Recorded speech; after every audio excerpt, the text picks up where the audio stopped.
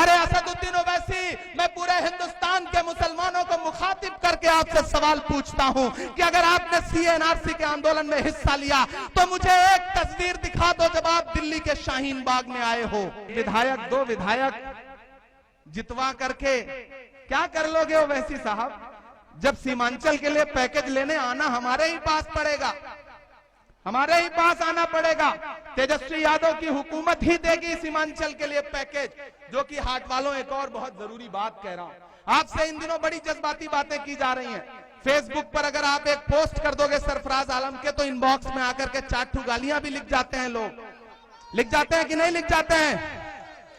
जो कि हाट वालों, मुझे एक बात बताओ, असदुद्दीन साहब माइक पर खड़े होकर के अल्लाह और रसूल का नाम लेकर के वोट मांगते हैं, सर पे टोपी लगा करके वोट मांगते हैं, चेहरे पे अल्हम्दुलिल्लाह उनके नूर भी है, तो उनसे पूछो कि वो इतना झूठ क्यों बोलते हैं, इतना झूठ क्यों बोलते हैं? वो ये क्यों कहते हैं कि कोई एनआरसी और सीए में खड़ा नहीं था? अरे इमरान प्रतापगढ़ी ने सीए एनआरसी में हिंदुस्तान में 63 जगह सभाएं करी हैं, 63 जगह सभाएं करी हैं। मैं इमरान प्रतापगढ़ी हूं, मैं अररिया भी आया था, आप गवाह हैं, आया था कि नहीं आया था? आया था। और तो और एक बात बताऊं, जिस दिन सीएनआरसी के लिए सबसे पहली लाठी चली थी पुलिस की जामिया के निहत्थे बच्चों पर, तब कोई असदुद्दीन ओवैसी नजर नहीं आया था। रात के 10:30 बजे से सुबह के 4:30 बजे तक दिल्ली पुलिस मुख्यालय के हेडक्वार्टर के सामने खड़ा होकर के इमरान प्रतापगढ़ी दिल्ली पुलिस मुर्दाबाद के नारे लगा रहा था। कहां थे आप? आप कहते हो कि आपने सीएनआरसी में हिस्सा लिया।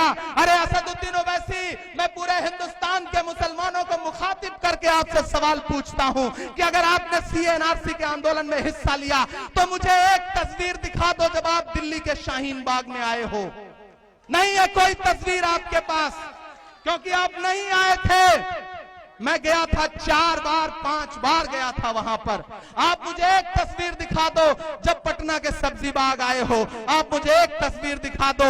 आप दिल्ली में आते थे, संसद सत्र में हिस्सा लेते थे, टीवी चैनलों के डिबेट में बैठने के लिए नोएडा भी जाते थे, लेकिन शाहीन बाग कभी नहीं आए, क्योंकि आप टीवी पे तकरीर करते हो, लेकिन जहां जमीन पर उतरना होता है सरे मिंबर वो ख्वाबों के महल तामीर करते हैं, इलाजे गम नहीं करते, फकत तकरीर करते हैं।